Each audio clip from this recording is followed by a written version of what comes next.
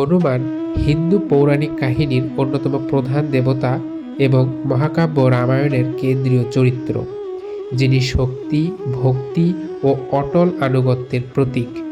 তিনি বায়ুদেবের পুত্র ও রুদ্রের একাদশ অবতার এবং প্রভু রামের পরম ভক্ত হিসেবে পূজিত হন। অঞ্জনা ও কেশরীর পুত্র হনুমান অসামান্য ক্ষমতা ও চিরঞ্জীবী হিসেবে পরিচিত।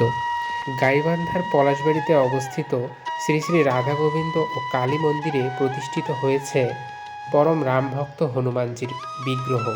হনুমানজির মূর্তির ঠিক পাশেই তৈরি করা হবে পৃথিবীর সবচাইতে বড় ৭৯ ফিট উচ্চতার ভগবান শ্রীরামের মূর্তি, যেটা এখানে তৈরি করা হবে। ইতিমধ্যে এর কাজ শুরু হয়ে গেছে।